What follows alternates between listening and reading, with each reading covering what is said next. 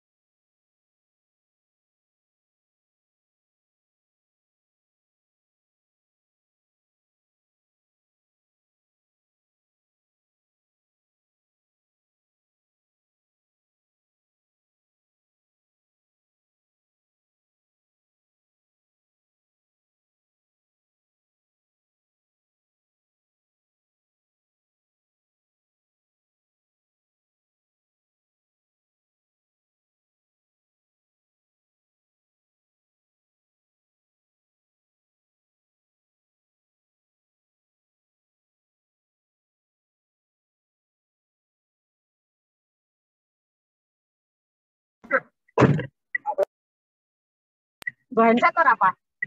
Aku yo.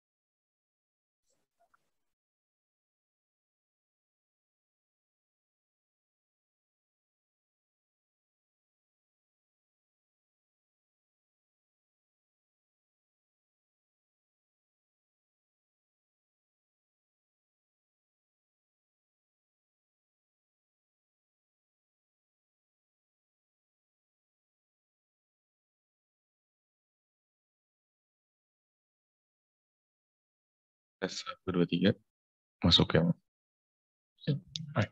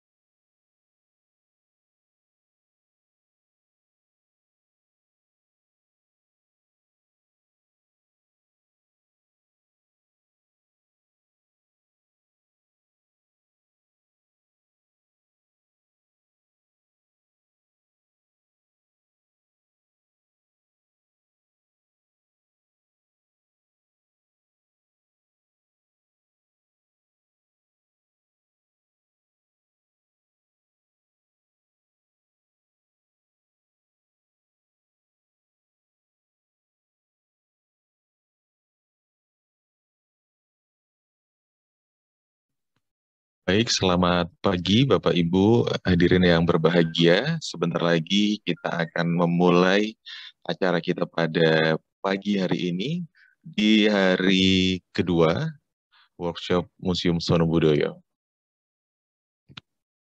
Pada Bapak Ibu hadirin yang berbahagia, bisa untuk menyalakan kamera, namun untuk mode suaranya mohon untuk dimatikan atau di mode mute. Terima kasih.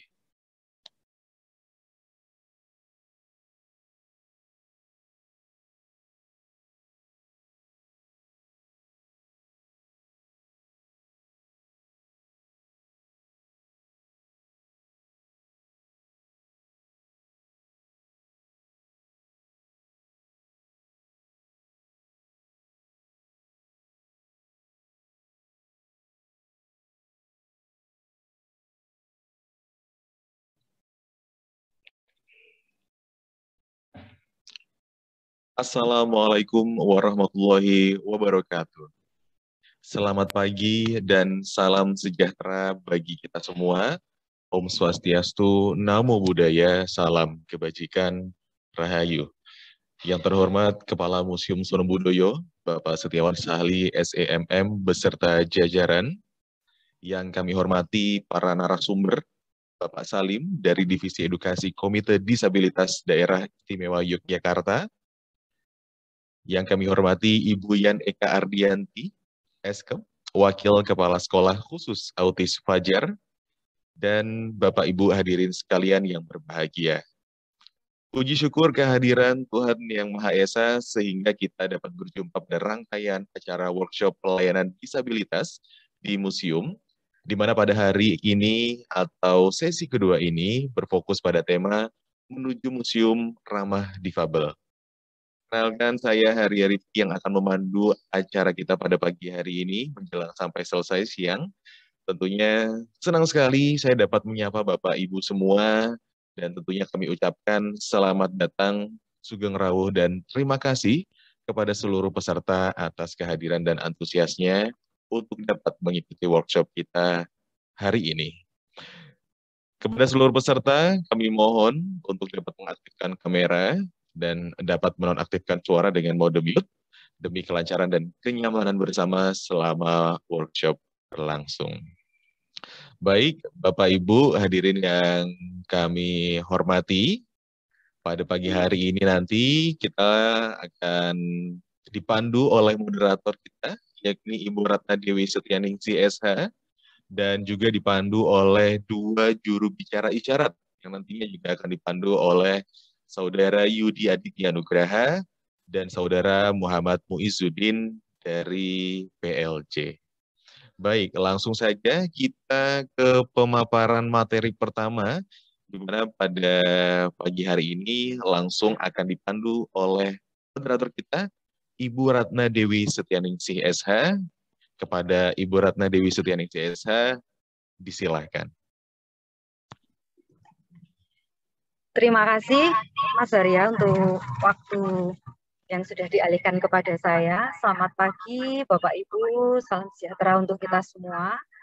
Mohon maaf, apakah suara saya bisa didengar dengan baik? Bisa Ibu Ratna, cuman rada gemas sedikit. Oke, benar.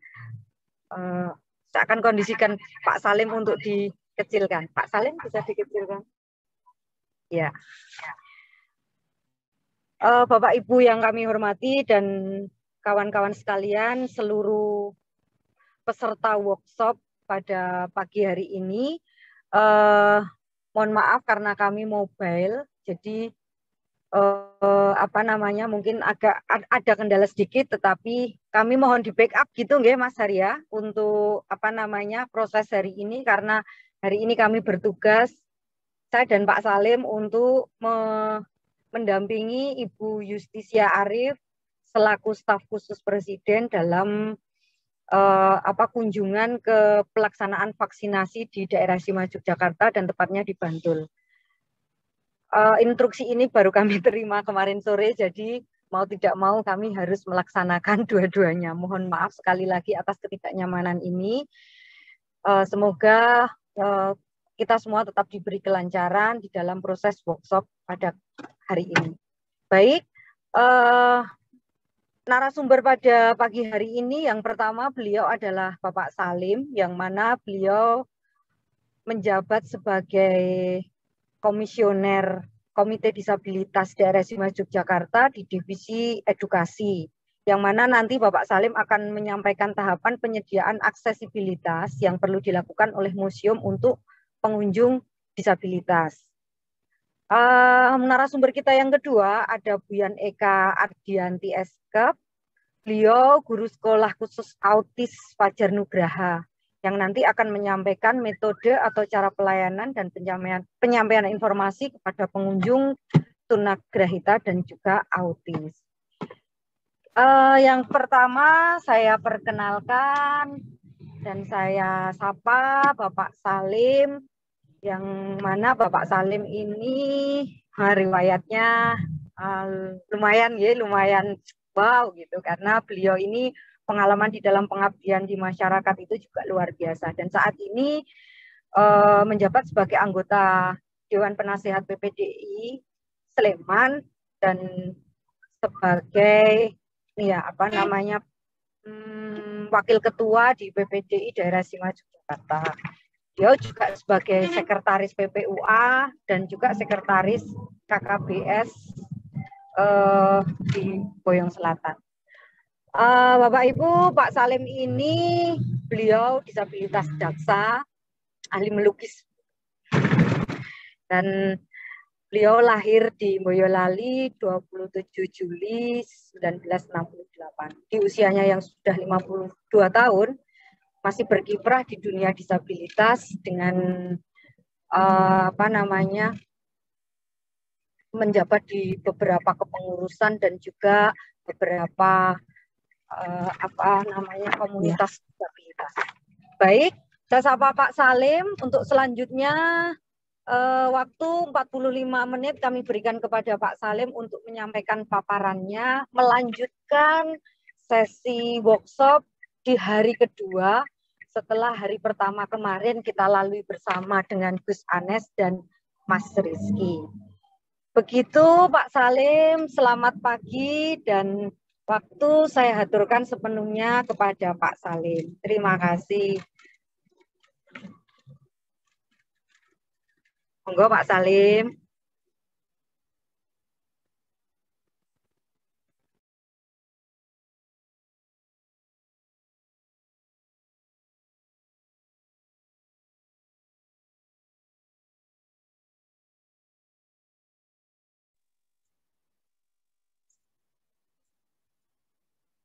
Selamat pagi. Assalamualaikum warahmatullahi wabarakatuh. Waalaikumsalam warahmatullahi Apakah wabarakatuh. suara saya bisa didengar oleh teman-teman? Bisa, Pak. Bisa, Bapak.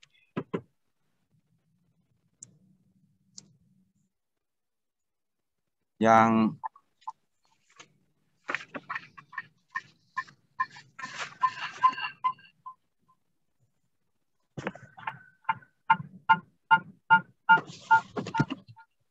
Halo, selamat pagi.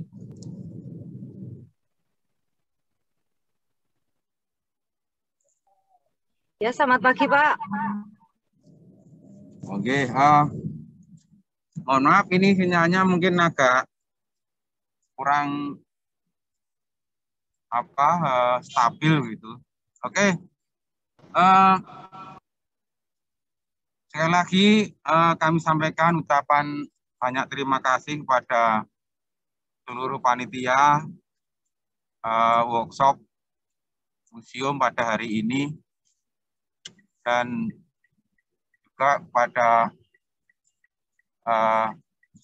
Kepala Museum Sono Budoyo. Juga kami sampaikan terima kasih kepada moderator Ibu Ratna yang telah memberikan waktu serta kesempatan pada kami selaku Komite Disabilitas di Provinsi di Daerah Istimewa Yogyakarta. Sebelum kami awali, marilah di pagi hari ini kita selalu mengucapkan puji syukur karena kita semua diberi kemudahan, diberikan kesempatan sehingga kita dapat bertemu walaupun dengan cara daring. Oke, Bu Ratna, saya agak bingung ini karena kemarin kebetulan kami juga ikut mendengarkan paparan yang telah disampaikan oleh beliau-beliau Gus Anis Tosirin dan Mas Rizky Adipurnama yang luar biasa, sehingga pada pagi hari ini kurang lebih 45 menit mendatang itu juga agak bingung karena nampaknya materinya sudah disampaikan oleh beliau-beliau kemarin. Namun demikian, ini cuma ikut sumbang saran karena undangannya memang paparan singkat kemudian brainstorming, artinya kita saling berbagi, berusul dengan upaya untuk museum itu bisa diakses oleh semua orang, baik itu orang yang punya anggota tubuh lengkap, juga orang dengan kebutuhan khusus. Nah, berbicara lebih jauh, kita mengetahui bahwa museum itu ketika akan melakukan sesuatu, banyak hal yang harus dipikirkan. Namun banyak hal yang harus dipikirkan. Namun demikian, hal itu apabila kita bisa menyelesaikan maka akan ada kemudahan. Nah, menurut apa yang kita renungkan untuk mewujudkan museum yang akses bagi semua orang, itu bisa dilihat atau di assessment atau di apa dari dua hal. Hal yang pertama adalah assessment atau analisa mengenai non-fisik dan analisa atau assessment mengenai fisik. Nah, analisa mengenai non-fisik kita bagi lagi menjadi dua, yaitu mengenai hukum dan perundang-undangan, dan juga non-fisik mengenai internal atau manajerial yang ada di museum. Kemudian kalau fisik, kita akan berbicara mengenai layout outside, layout inside, interior, eksterior, aerodinamis atau kenyamanan museum, dan sebagainya. Nah, terima kasih sudah di-sharing screen. Nah, mari kita sejenak. Kalau teman-teman kemarin dari dua hal itu mengatakan salah satunya adalah kewajiban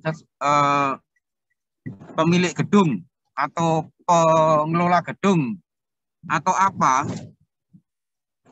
yang diperuntukkan untuk ruang publik, maka kondisi-kondisi itu harus dipenuhi. Namun demikian, kita juga harus bisa menganalisis sedikit apakah ketika kita mau mewujudkan aksesibilitas di sebuah bangunan publik atau gedung yang diperuntukkan publik, dalam hal ini museum, itu ada beberapa hal yang perlu juga dicermati. Secara garis besar kita juga harus belajar mengenai undang-undang tentang cagar budaya. Yang kedua, kita juga harus belajar mengenai undang-undang daerah keistimewaan daerah Yogyakarta. Kemudian PP mengenai museum. Karena museum agak punya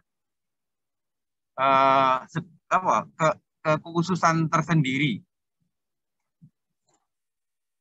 Itu kalau dilihat dari segi hukum dan perundang-undangan. Maka harapan kita bersama ketika kita ingin mewujudkan museum itu yang dapat diakses oleh semua orang dan dapat dinikmati oleh semua orang, maka ini juga menjadi renungan atau pembelajaran yang perlu dilihat, dianalisis secara cermat. Supaya keinginan kita untuk mewujudkan hal tersebut di atas sebuah lembaga publik atau ruang publik, dalam hal ini museum, yang diakses oleh semua orang.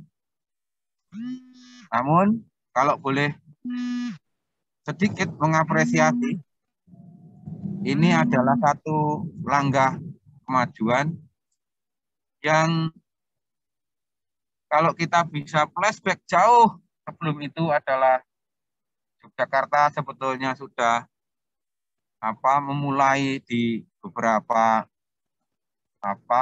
bangunan atau tempat lain. Dan kita harapkan langkah ini juga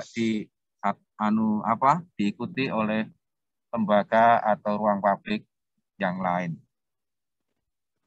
Itu menurut yang analisa atau assessment yang perlu kita renungkan bersama.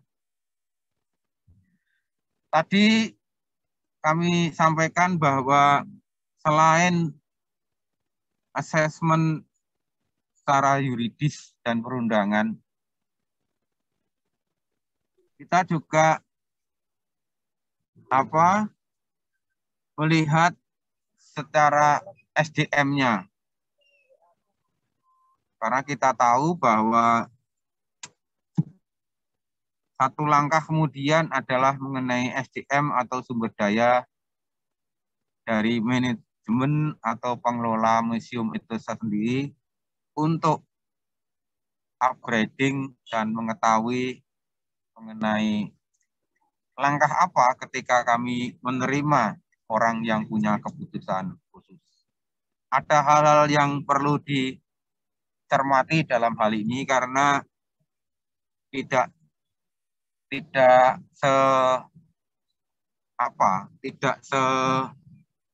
secepat atau semudah itu. Karena teman-teman yang punya kebutuhan khusus itu juga punya psikologi yang lain. Contohnya ketika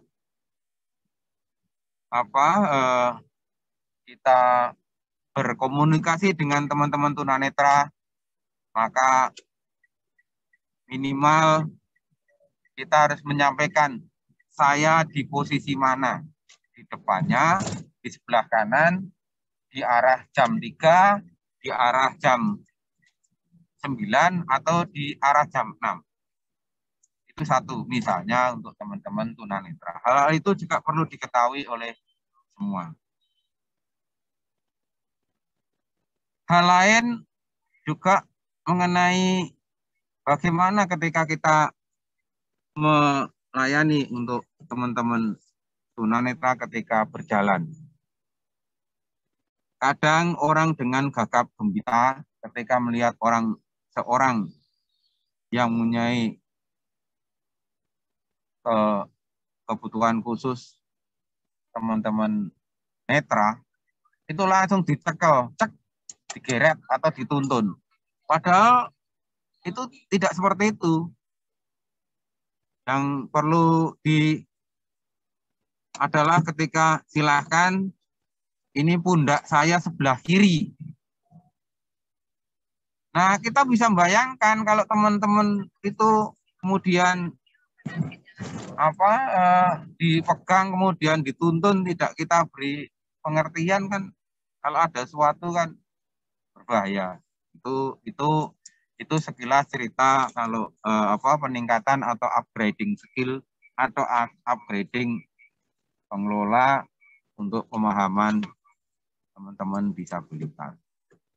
Saya kira contoh-contoh itu kemarin sudah disampaikan oleh pembicara yang kemarin. Saya cuma ingin merefresh bahwa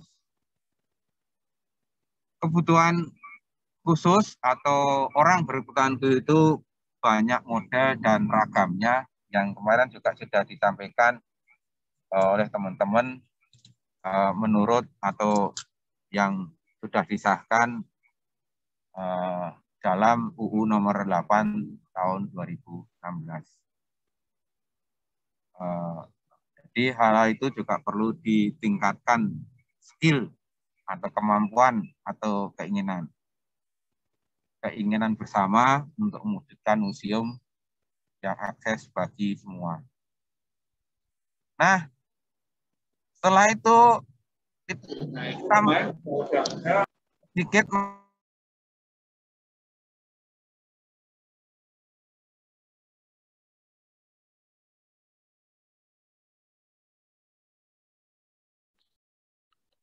Mohon maaf Pak Salim, suaranya ke mute. Suaranya mati, Pak Salim.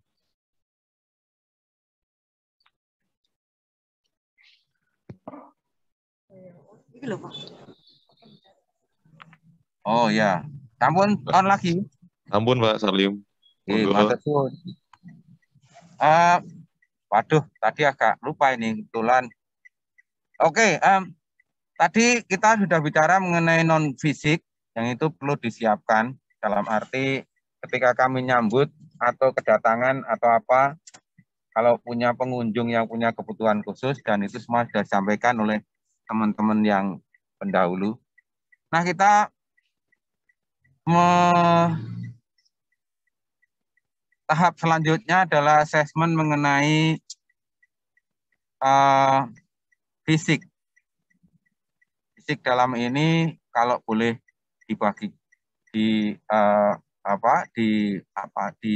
dibagi atau jadi dua hal, yaitu mengenai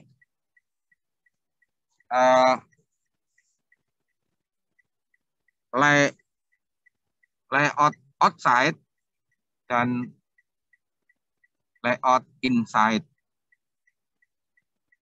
Mengapa dalam dua hal ini saya sampaikan? Karena kita tahu ada kaidah atau arsitektural tersendiri mengenai museum itu. Karena museum bukan tempat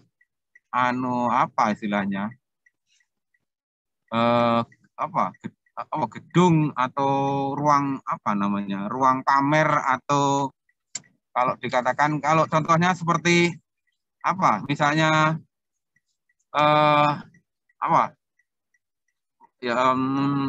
Jogja Eco Center misalnya, kan gitu ya toh, gedung punya arsitektur sendiri.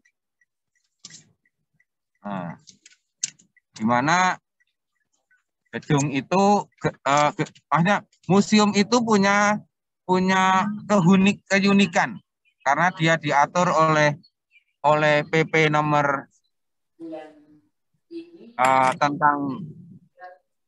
tentang museum, PP nomor 60, dan juga mengenai Undang-Undang Cagar Budaya.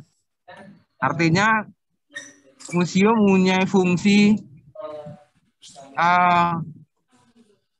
sesuatu yang untuk menyimpan sesuatu, sehingga dia punya karakteristik tersendiri.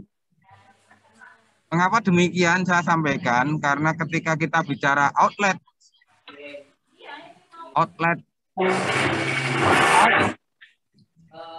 daripada bangunan atau gedung tersebut, itu perlu dipikirkan secara matang mengenai arsitektural dan fungsinya.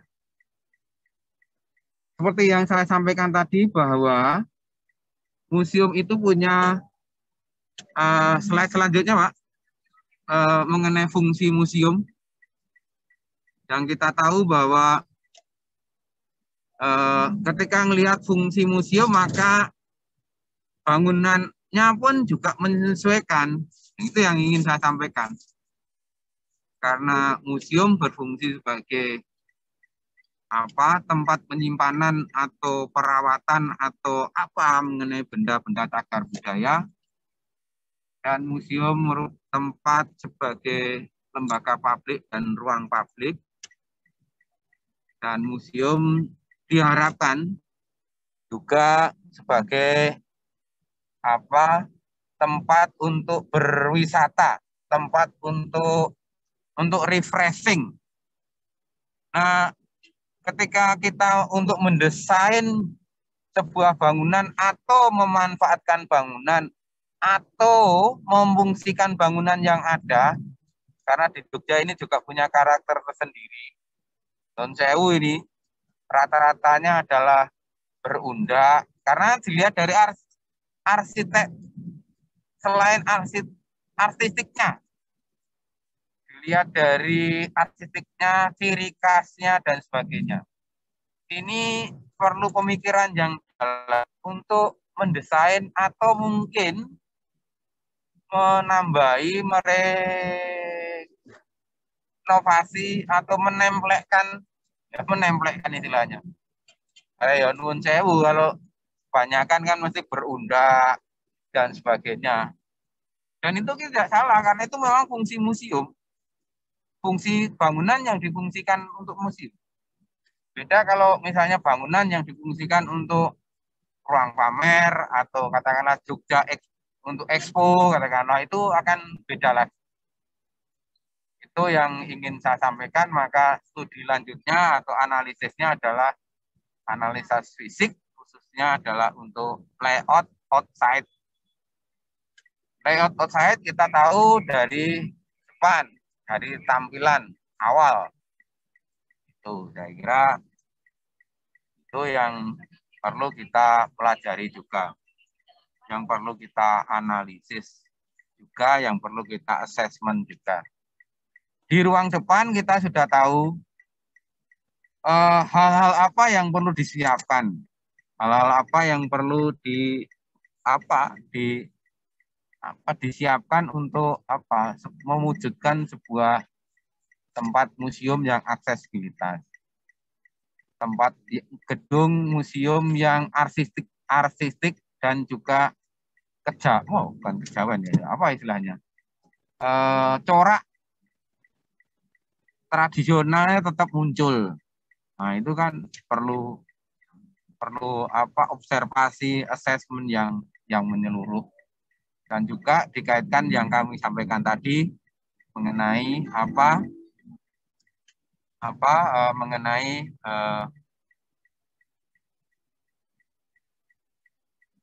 fungsi yang lain. Nah, di dalam kita membicarakan atau menganalisa atau mengobservasi untuk outline museum, sebuah gedung yang difungsikan untuk museum, atau memanfaatkan gedung untuk fungsi museum, dan sebagainya, kita harus tidak boleh bertentangan dengan peraturan yang ada. Itu yang outlet. Kalau boleh saya nambahi sedikit, untuk outlet itu misalnya fungsi parkir untuk disabilitas, handrailnya di sebelah mana, ram atau plengsengannya di sebelah mana, karena fungsi arsitek dan juga tradisionalnya tetap muncul. Itu hal yang perlu dan sebagainya. Fungsi untuk ruang tunggunya di sebelah mana, itu perlu direnungkan. Itu untuk layout outside.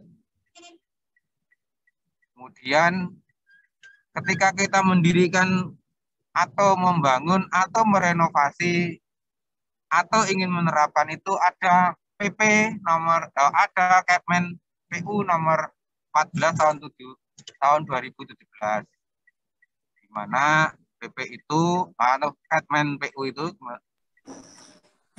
menerangkan mengenai syarat gedung atau bangunan yang akses untuk disabilitas.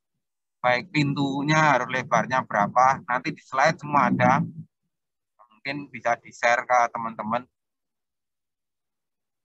atau bisa di-sharekan sehingga semua sudah saya sampaikan, saya buatkan slide-nya dan sebagainya, yang itu bisa dijadikan bahan selanjutnya. Nah, ketika kita bicara museum, tadi saya sampaikan, atau fungsi gedung yang difungsikan museum, ada hal khusus yang tadi adalah menyimpan benda cagar budaya, yang artinya benda itu mungkin hanya satu, benda itu sangat spesial, benda itu sangat historis, maka butuh pengamanan, butuh sesuatu yang secure. Nah, artinya dalam hal ini saya sampaikan adalah tentang layout penataan. Itu artinya tentang yang saya sampaikan tadi mengenai upgrading skill pengelola atau manajerial atau apa, atau tour guide atau apa yang dulu yang kemarin disampaikan. Karena kalau itu sampai kesenggol kan juga bermasalah gitu. Artinya itu juga perlu dipikirkan mengenai letaknya, mengenai keamanannya, tetapi juga tetap fungsi artistik dan kenyamanannya tetap dijaga. Itu mengenai layout inside itu yang kami slide selanjutnya yang sudah kami sampaikan. Nah, kemudian karakteristik untuk di dalam gedung sebaiknya adalah ada ruang tunggu atau kalau kami istilahkan transit room. Ini pengalaman ketika tahun 2012 atau 2013 ketika kami serombongan disabilitas, pada waktu itu adalah teman-teman dari Asia Plus kalau nggak salah, itu adalah kami mengadakan workshop dan pameran bersama di Singapura. Salah satu turnya adalah di Singapura National Museum dan National dan juga di kebun binatang juga. Di sana menarik. Jadi ketika kami di National Museum itu kami sebelum masuk kami sudah dapat sudah dapat briefing mengenai museum secara global, secara singkat gitu. Jadi kami diberhentikan di satu ruangan bahwa museum ini paling enggak mendapatkan narasi awal begitu. Itu pengalaman saya khususnya ketika menghadiri itu di tahun 2013 di Nasional Singapura Museum. Dan di sana juga kita tahu sudah pasti akses, sudah pasti hal yang sangat mudah untuk teman-teman disabilitas. Kemudian ini sekilas mengenai tambahan layout inside gedung yang perlu ditamakan adalah tetap menjaga kearsitekturan, kenyamanan, fungsi dari museum, pemasangan lampu dan sebagainya. Kalau dimungkinkan memang ada tambahan-tambahan lain, misalnya untuk teman tunanetra mungkin tidak harus kalaupun ada huruf braille hanya kata besarnya saja, tapi deskripsinya mungkin menggunakan sensor suara. Kita sudah banyak sekarang menggunakan sensor sehingga istilahnya adalah speaker profile. Ketika saya berhenti di satu sudut atau di suatu pajangan itu, maka ketika kita mendekat maka akan berbunyi saya ini misalnya saya Guci peninggalan Raja Mataram tahun berapa dan sebagainya. Saya kira itu hal-hal yang mungkin bisa ditambahkan yang menurut saya tidak merubah dari gedung itu sebagai fungsi museum dan arsitekturnya museum. Jadi mungkin hal itu yang bisa ditambahkan. Nah, yang paling pokok, yang paling mendasar adalah yang perlu kalau misalnya ada perubahan adalah tadi disampaikan, yang pertama adalah sesuai dengan Kepmen PU nomor 14 tahun 2017. Di antaranya itu kan tidak harus semua.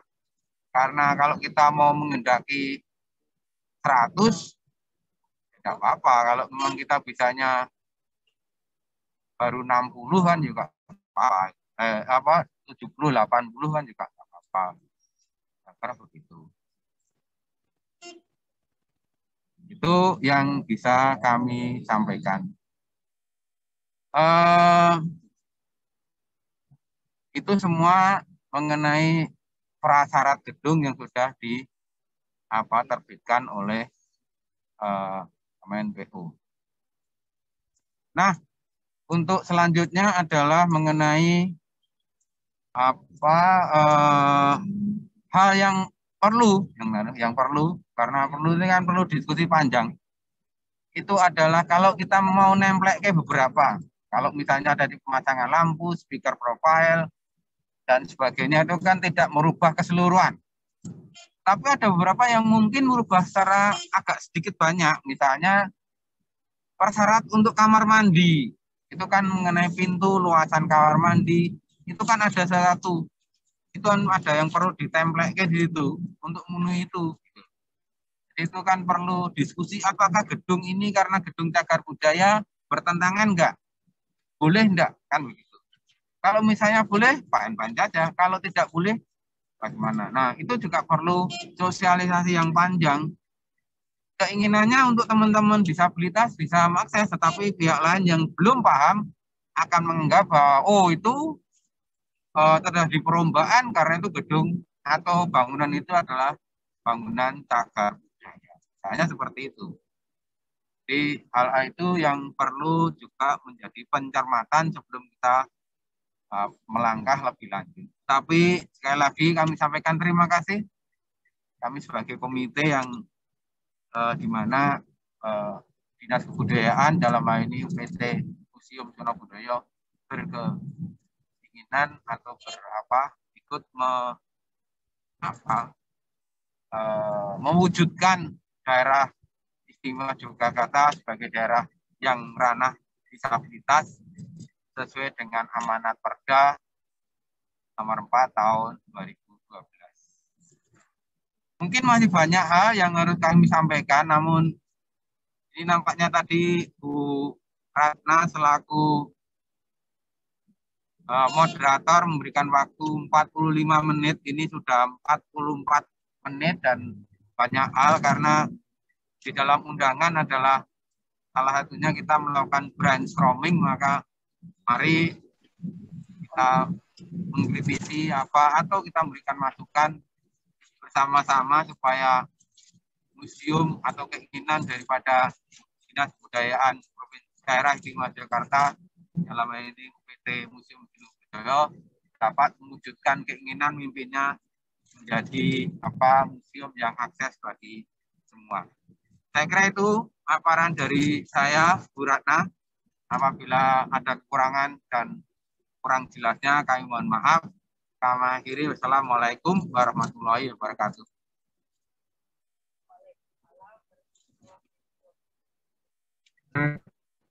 Kami mohon maaf. Kami akhiri. Wassalamualaikum warahmatullahi wabarakatuh. Paparannya yang mana sebenarnya tahapan penyediaan aksesibilitas yang perlu dilakukan oleh museum itu memang sangat kompleks gitu ya, dan ini menjadi PR besar kita semua gitu, termasuk nanti pengelola dari museum ini, bagaimana nanti Museum Zona Budaya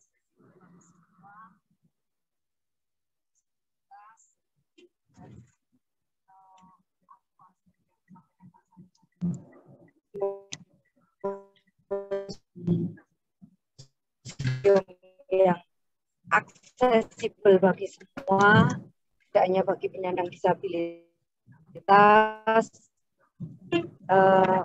Seperti yang disampaikan Pak Salibitas itu perlu desain yang gitu ya, sampai bahasanya yang tinggi bangil gitu, tour guide gitu. Nah, jadi